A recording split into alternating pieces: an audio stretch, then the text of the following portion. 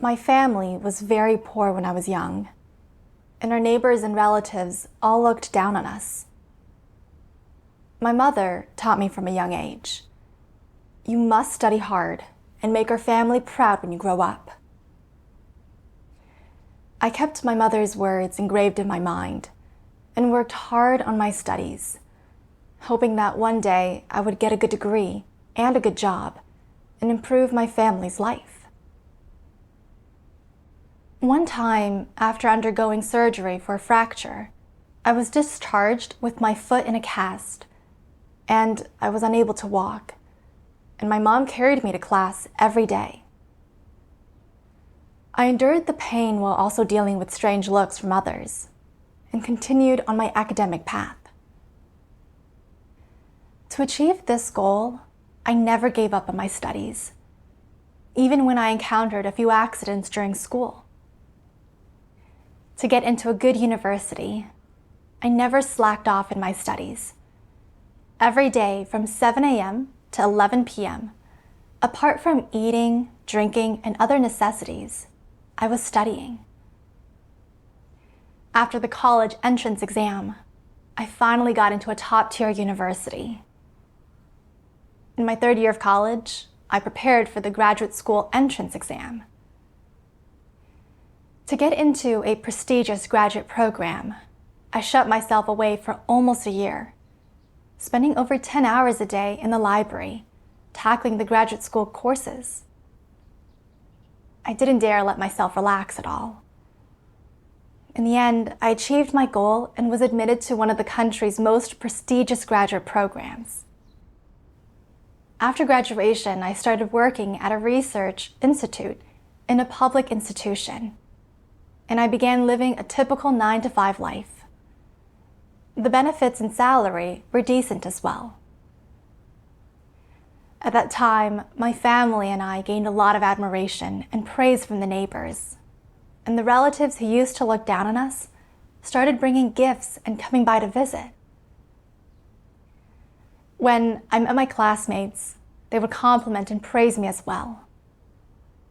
I became my parents' pride, and I felt quite happy.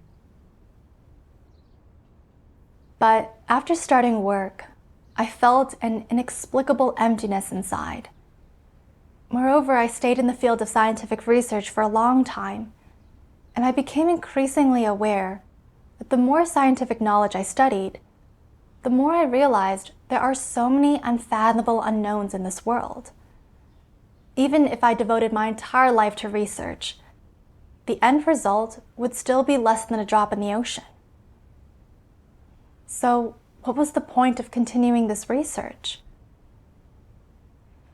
I didn't know what I should pursue or how to alleviate this feeling of emptiness and confusion. I tried to fill my life with exercising, running, and reading, but these didn't change the situation of my life at all. Whenever I had some free time, a huge sense of emptiness would engulf me and eat away at me. To feel more fulfilled, I decided to apply to a prestigious overseas university for further studies, hoping to secure a better future. Although I knew this would be a lot of pressure, I still consoled myself saying, this is just how life is. People strive upward just as water flows downward. It's perfectly normal. Just as I was preparing to pursue this goal, I just so happened to hear Almighty God's gospel the last days.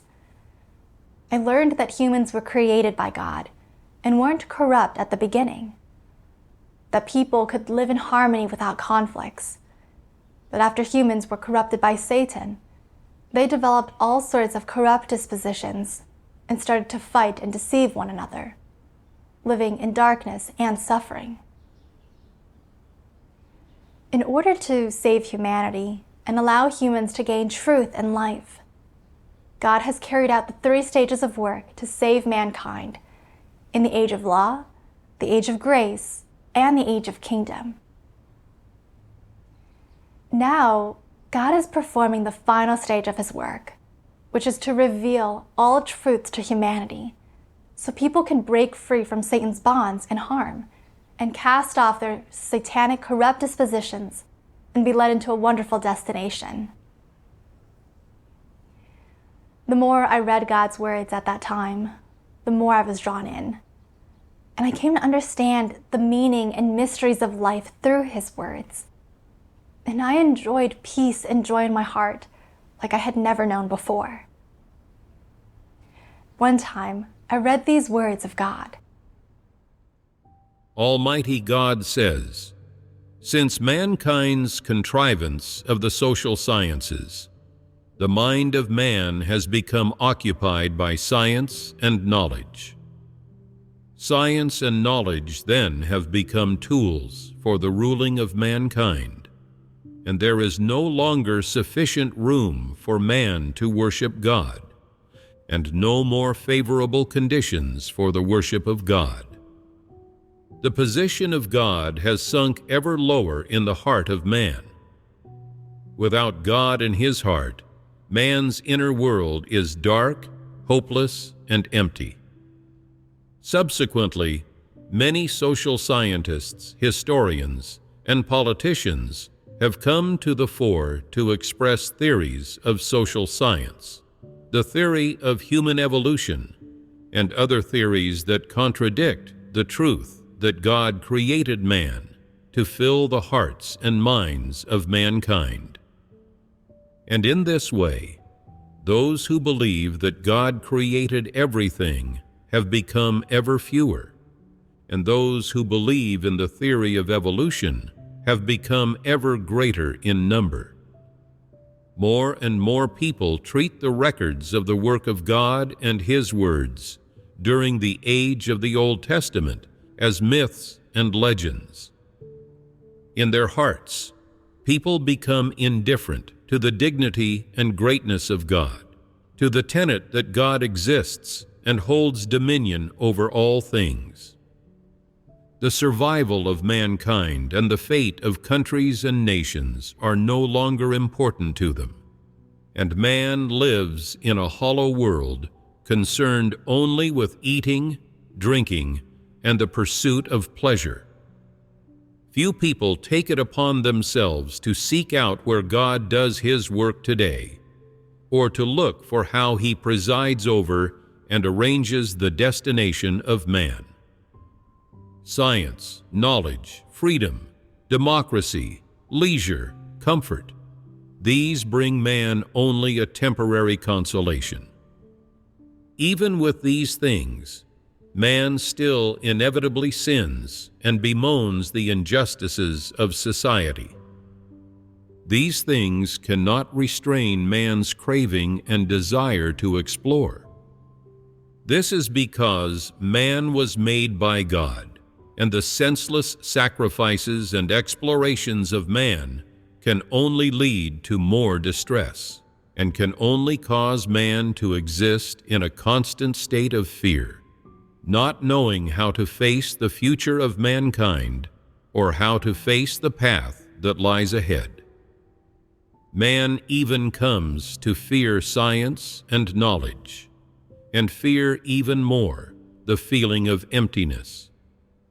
In this world, regardless of whether you live in a free country or one without human rights, you are utterly incapable of escaping the fate of mankind.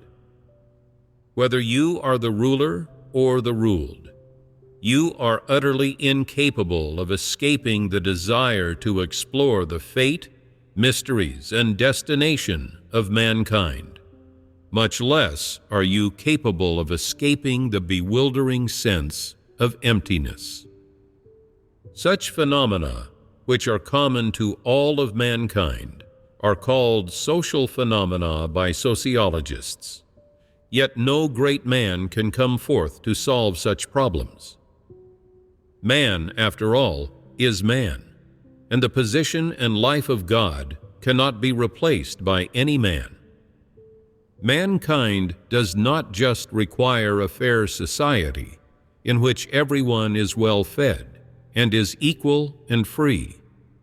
What mankind needs is the salvation of God and His provision of life to them. Only when man receives God's provision of life and His salvation can the needs, the yearning to explore, and the spiritual emptiness of man be resolved. God's words moved me deeply. I realized that the science and knowledge I had been pursuing all along weren't the truth, and that they couldn't provide for the needs of my soul or solve the confusion in my life. Instead, the more I pursued them, the more my heart would be occupied and filled by science and knowledge, leading me further away from God. Even though, after my graduation, others saw me as having a good degree and a bright future, and I should have been happy, I wasn't. Instead, I was filled with uncertainty and confusion about the future. To get rid of this feeling of emptiness and confusion, I tried to fill myself with exercise and reading, but none of these could ease the emptiness in my heart at all. So I convinced myself to pursue even higher life goals, believing that having something to strive for would relieve this feeling. But instead, I ended up feeling even more repressed. It became clear to me that even if I poured my entire life into scientific research, I still wouldn't gain much understanding of this world. And instead, the more I researched, the more unknowns I would encounter, and the more bewildered and confused I would become about this world.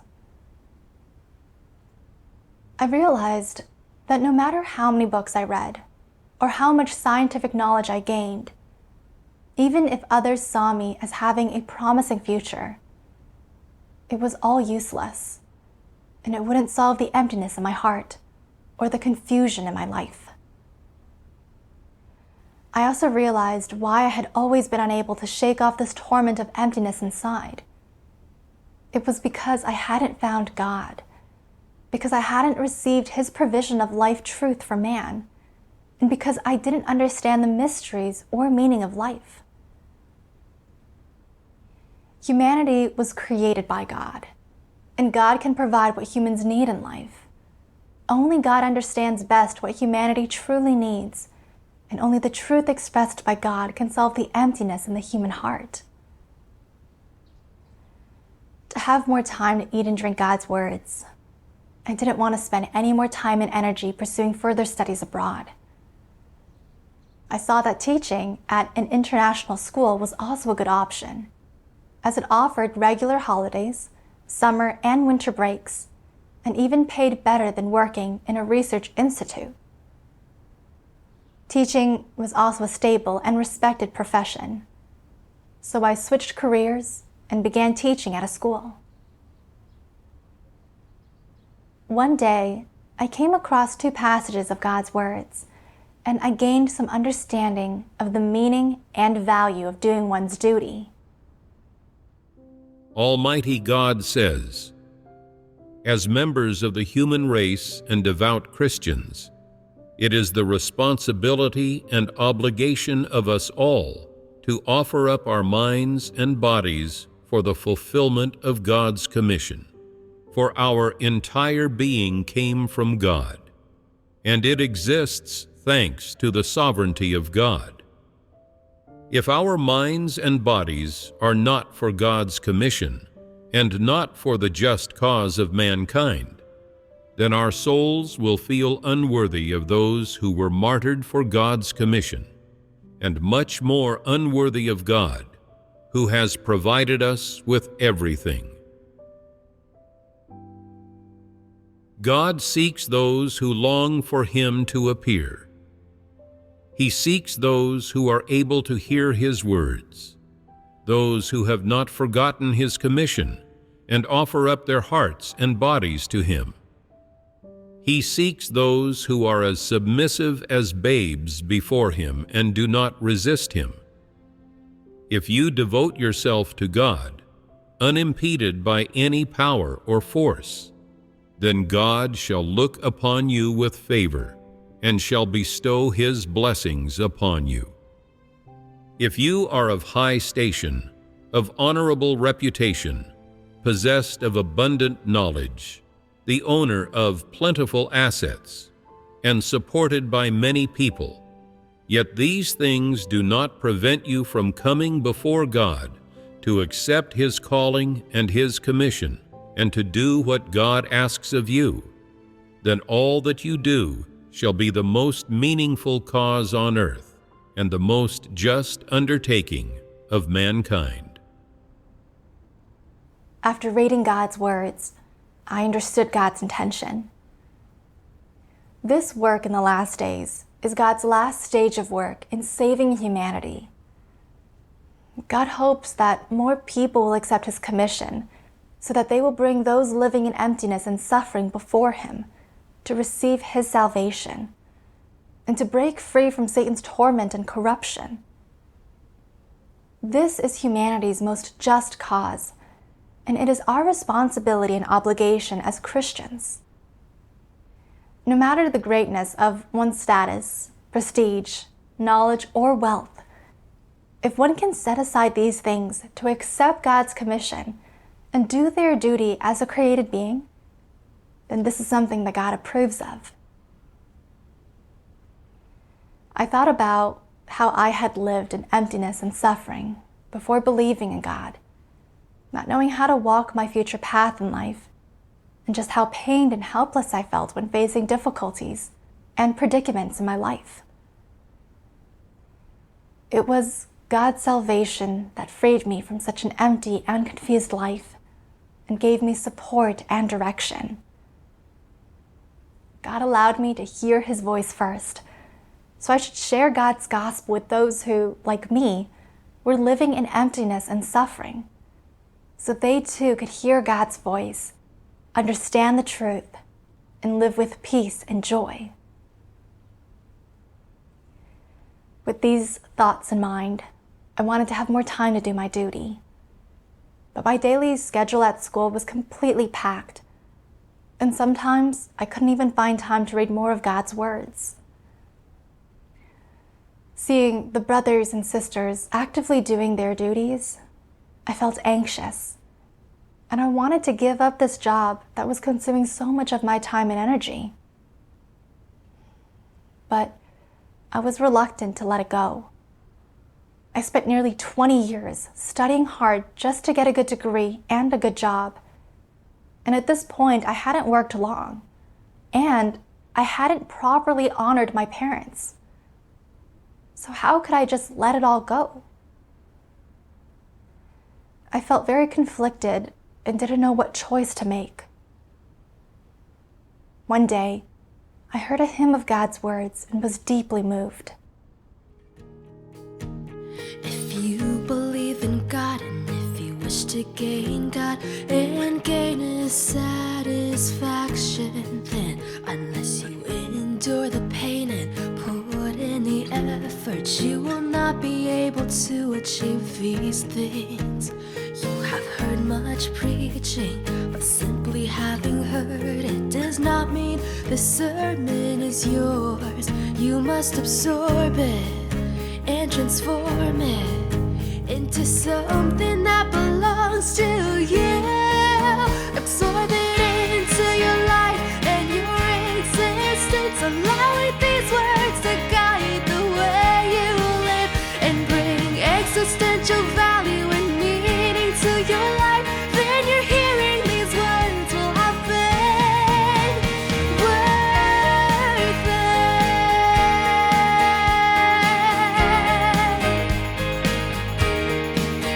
If God's words do not bring about any upturn in your lives or add any value to your existences, then there's no point in your listening to them.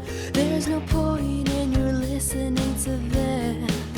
You will only gain from your faith in God if you treat it as the greatest thing in your life. More important than even food, clothes, or anything else. If you only believe when you have the time and can give all your attention,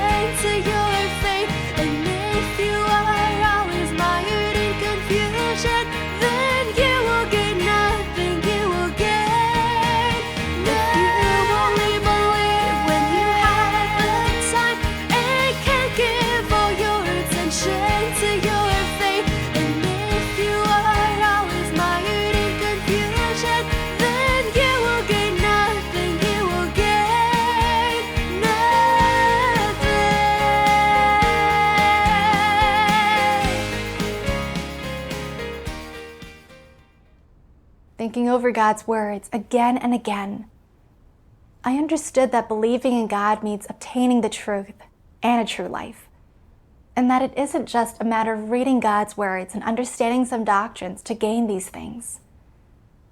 Gaining these things requires practicing and experiencing God's words in real life, and allowing God's words to change one's life pursuit. If one only professes faith in God, but doesn't practice and experience the truth in all aspects, and they still regard pursuing worldly prospects as the value of life, then in living this way, they will never attain the truth. I thought about how God had expressed so many truths in the last days, yet I still hadn't finished reading many of God's words, and I didn't even fully understand words and doctrines. I was still practicing my faith in a half-hearted manner, spending a lot of time every day on work that brought no benefit to my life, and left me with no extra time to eat and drink God's words and understand the truth. If I continued to practice my faith in this half-hearted way, I would never reach an understanding of the truth by the end of my faith, let alone truly experience and know the truth. After understanding these things became clear to me in my heart. I couldn't continue to practice my faith in this half-hearted way, or I would ruin my chance for salvation. I constantly prayed to God in my heart, hoping that He would guide me to make the right choice. I also kept wondering why. Having come to know that believing in God and pursuing the truth was the right path in life, it was still so difficult for me to give up my job in order to do my duty. What was I really worried about? I realized one reason behind this was my difficulty in putting aside the thought of my parents. I worried that if I didn't work and earn money, I wouldn't be able to honor my parents properly. And I felt that I would be letting down my parents after all these years of their efforts and expectations. I saw what God's words say in this context. I recalled two passages of God's words. Almighty God says, From the moment you come crying into this world, you begin to fulfill your duty. For God's plan and for His ordination, you perform your role and start your life's journey. Whatever your background and whatever the journey ahead of you, no one can escape the orchestrations and arrangements of the heaven. And no one is in control of their own destiny. For only He who rules over all things is capable of such work. God created this world and brought man, a living being unto which He bestowed life, into it. Next, man came to have parents and kin, and was no longer alone. Ever since man first laid eyes on this material world, he was destined to exist within the ordination of God. The breath of life from God supports each and every living being throughout growth into adulthood. During this process, no one feels that man is growing up under the care of God. Rather, they believe that man is doing so under the loving care of his parents, and that it is his own life instinct that directs his growing up. This is because man knows not who bestowed his life, or from whence it came, much less the way in which the instinct of life creates miracles. He knows only that food is the basis on which his life continues, that perseverance is the source of his existence, and that the beliefs in his mind are the capital upon which his survival depends. Of God's grace and provision, man is utterly oblivious, and thus does he fritter away the life bestowed upon him by God. Not a single one of this humanity that God cares for day and night takes it upon themselves to worship him. God only continues to work on man, for whom he holds out no expectations, as he has planned. He does so in the hope that one day man will awaken from his dream and suddenly realize the value and meaning of life, the price God paid for all that he has given him, and the eager solicitude with which God waits for man to turn back to him. Thinking over God's words, my heart became clear and was deeply touched. Humans come from God, and our breath of life is given by God. We owe nothing to our parents. The fact that my parents raised me and provided for my education was God's sovereignty and arrangement. My parents were simply fulfilling their responsibilities and obligations. Whatever level of education I have was also predetermined by God, not by how much my parents could pay for my education. I had to understand my parents' love and sacrifices from God. Looking back, none of the stages of my life were under my control. For example, among the children of my age in my village, only I missed lots of classes due to several accidents. Yet I still progressed smoothly in my studies. Also, I had several serious accidents as a child, but they were all just close calls. I've come to this point under God's care and protection, and my utmost gratitude should have been given to God. Additionally, each of us has our own mission. I have a mission and responsibility entrusted to me by God, and a path in life that God has set for me.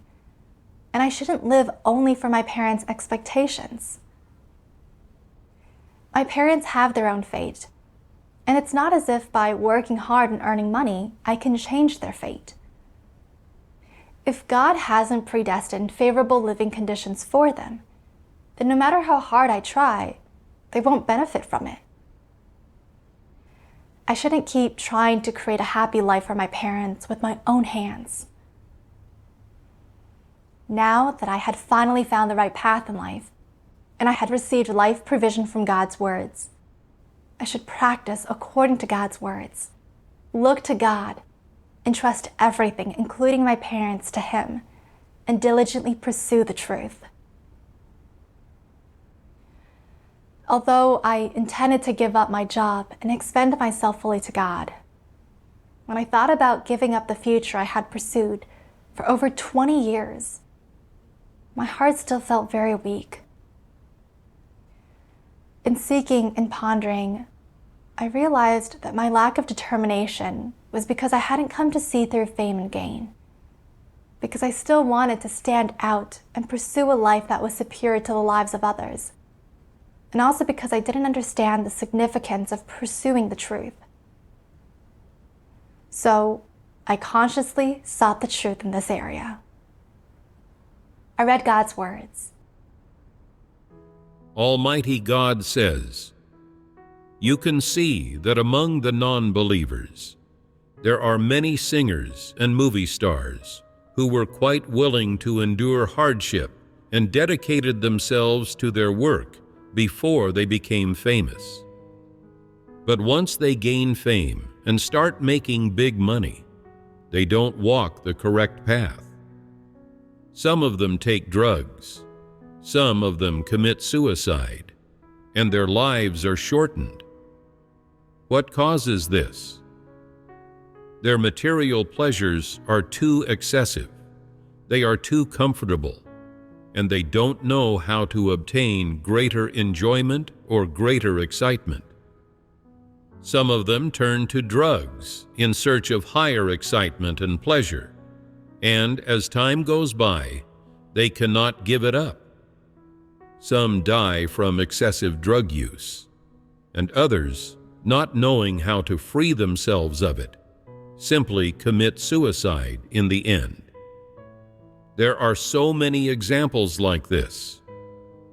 No matter how well you eat, how well you dress, how well you live, how much you enjoy yourself, or how comfortable your life is, and no matter how fully your desires are satisfied, in the end, it is emptiness on top of emptiness, and the result is destruction.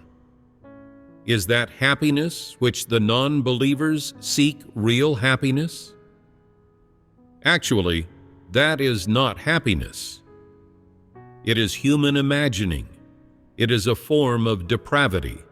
It is a path by which people become depraved. The so-called happiness that people pursue is false. It is actually suffering. That is not a goal that people should pursue. Neither is it where the value of living is. Some of the ways and methods by which Satan corrupts people are making them seek satisfaction of the flesh and indulgence in lust as a goal. By this way, Satan numbs people, entices people, and corrupts people, making them feel as if that is happiness, and leading them to chase after that goal. People believe that obtaining those things is obtaining happiness, so people do all in their power to head in pursuit of that goal. Then, after they do obtain it, it is not happiness they feel, but rather emptiness and pain. This proves that that is not the correct path. It is a road to death. One exhausts a lifetime's worth of energy fighting against fate, spends all of one's time bustling about, trying to feed one's family and shuttling back and forth between wealth and status. The things that people treasure are family, money, and fame, and they view these as the most valuable things in life. All people complain about their fates, yet still they push to the back of their minds the issues that are most imperative to examine and understand. Why man is alive, how man should live, what the value and meaning of life are. They spend their entire lives, however long they may last, merely rushing about seeking fame and fortune until their youth has fled and they have become gray and wrinkled.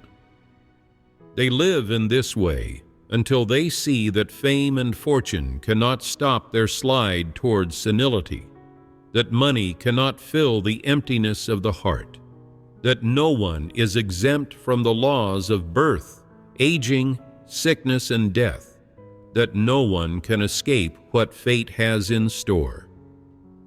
Though the various survival skills that people spend their lives mastering can offer an abundance of material comforts, they never bring true peace and consolation to one's heart, but instead make people constantly lose their direction, have difficulty controlling themselves, and miss every opportunity to learn the meaning of life. These survival skills create an undercurrent of anxiety about how to face death properly. People's lives are ruined in this way. The Creator treats everyone fairly, giving everyone a lifetime's worth of opportunities to experience and know His sovereignty. Yet it is only when death draws near, when its specter looms, that one begins to see the light, and then it is too late.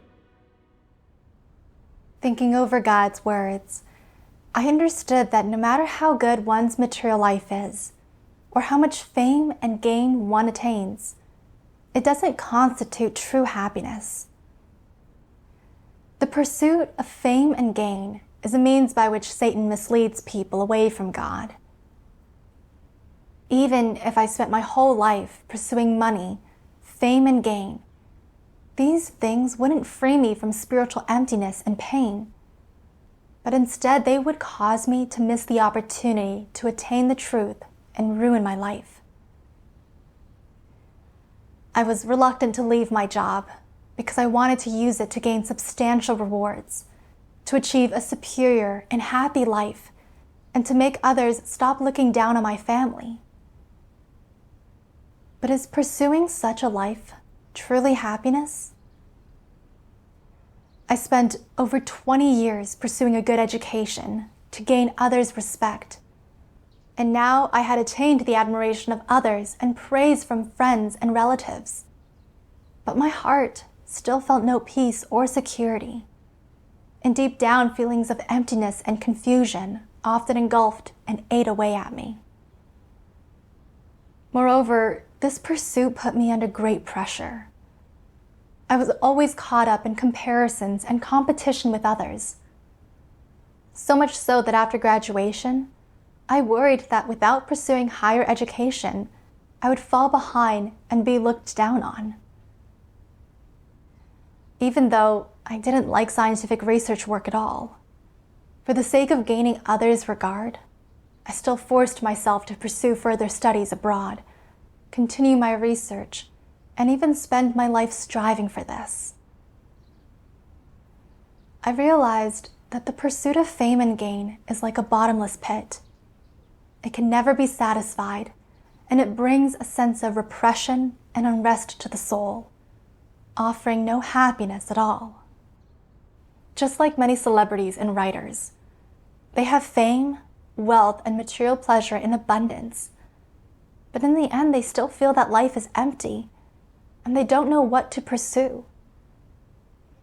Some turn to drugs, while others suffer from depression and commit suicide. This proves that the enjoyment of money and material wealth doesn't make for a truly happy life. God had given me the opportunity to pursue the truth and know the Creator. And if I continued to spend a large amount of my time each day on work and the pursuit of fame and gain, leaving no time to ponder God's words and pursue understanding of the truth, then my pursuit would be no different from the path of worldly people. And ultimately, I would become a slave to money, fame, and gain, and I'd live a life unable to escape the emptiness and fear of death inside me. Wouldn't that just be a wasted life? I was fortunate enough to have received God's work the last days, and I had come to understand what life is all about, what this world is about, and what the value and meaning of life are. Only by spending more time doing my duty and pursuing to gain the truth and know God's sovereignty could my life be truly valuable and meaningful. After understanding these things, I had a clear understanding of the path I should choose in life, and I resolved to give up this job of mine that was consuming so much of my time. Later, I read 2 more passages of God's words, which gave me even more motivation. Almighty God says, "What should you ponder in your heart after hearing the song, the one who holds sovereignty over everything? If mankind were to know why they live and why they die, and who, in fact, is the sovereign of this world and all things, and the one who rules over everything, and where he is exactly, and what he requires of man. If mankind could understand these things, they would know how to treat the Creator and how to worship and submit to Him. They would gain support in their heart. They would be at peace and happy, and they would no longer live in such torment and pain. In the final analysis, people must understand the truth. The path they choose for their lives is crucial, and how they live is also important. How one lives and the path one walks decide whether one's life is joyful or sorrowful. This is something people should understand. However busily people bustle about in this world, however professionally accomplished they are, however happy their families are, however big their family is, however prestigious their status is, are they capable of embarking on the right path of human life? By chasing after fame and gain, the world, or by pursuing their careers, are they capable of seeing the fact that God created all things and holds sovereignty over the destiny of mankind? It is not possible. If people do not acknowledge the fact that God holds sovereignty over the destiny of mankind, then, regardless of their particular pursuit or path, the path they walk is wrong. It is not the right path, but the crooked path, the path of evil. It does not matter if you have derived satisfaction from your spiritual support, or if you have not. And it does not matter where you find that support. It is not genuine faith, and it is not the right path for human life. What is it to have genuine faith? It's accepting God's appearance and work, and accepting all of the truth that God has expressed. This truth is the right path for human life, and the truth and the life that people should pursue. Walking the right path in life is following God and being able, under the leadership of His words, to understand the truth, tell good from evil, know what is positive and what is negative, and understand His sovereignty and almightiness. When people truly understand in their hearts that God did not only create the heavens and earth and all things, but is also the sovereign over the universe and everything, they can obey all of His orchestrations and arrangements, live according to His words, and fear God and shun evil. This is walking the right path for human life. When people take the right path in life, they can understand why people live and how they should live in order to live in the light and receive God's blessing and approval. In the Scriptures, it is written about Job. So Job died, being old and full of days. This means that when Job passed away, he had no regrets and felt no pain, but departed naturally from this world. Regardless of what Job experienced, his pursuits and goals in life were not painful, but happy. He was happy not only because of the blessings or approval bestowed on him by the Creator, but more importantly, because of his pursuits and life goals. Because of the growing knowledge and true understanding of the Creator's sovereignty he attained through fearing God and shunning evil, and moreover, because of his personal experience as a subject of the Creator's sovereignty, of the wondrous deeds of God, and the tender yet unforgettable experiences and memories of man and God's coexistence, acquaintance, and mutual understanding. Job was happy because of the comfort and joy that came from knowing the Creator's intentions, and because of the fear that arose after seeing that He is great, wondrous, lovable, and faithful. Job was able to face death without any suffering because he knew that, in dying, he would return to the Creator's side. It was his pursuits and gains in life that allowed him to face death calmly, allowed him to face the prospect of the Creator taking back his life calmly, and moreover, allowed him to stand unsullied and free from care before the Creator. After reading God's words, I understood that people only have one chance in life, and how one chooses their path in life is crucial, as it determines whether one's life will be happy and meaningful. If a person spends most of their life pursuing worldly fame and gain, or focusing on family and fleshly things, then they can't walk the right path in life, nor will they know the Creator, and they certainly won't understand why they live. Living their life this way will result in feelings of emptiness and pain. Only by following God, using one's time to do the duty of a created being, pursue the truth and know God, can one's life be truly valuable. Just like Job, he gained a real and tangible experience of the Creator's sovereign arrangements. And through his genuine experience and understanding of the Creator's sovereignty, Job was able to submit to the Creator's authority, having cast off the fear of death, being old and full of days. Pursuing like Job makes one's life truly happy and meaningful. This pursuit can resolve life's emptiness and the fear of death. I had to follow Job's example and pursue to live out a meaningful life. After understanding this, I resigned from my job. After quitting my job, I felt a great sense of liberation. I no longer needed to spend so much of my time on meaningless book knowledge, and I didn't have to deal with the scheming and deceit present in the workplace.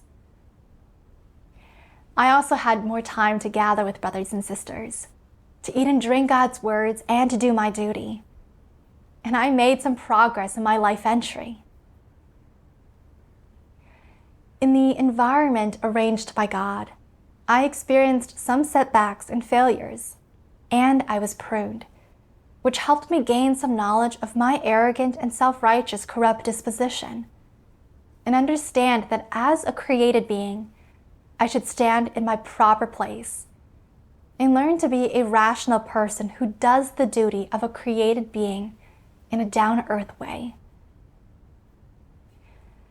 My being able to leave my job, follow God, and pursue a valuable and meaningful life was due to the guidance and leadership of God's words.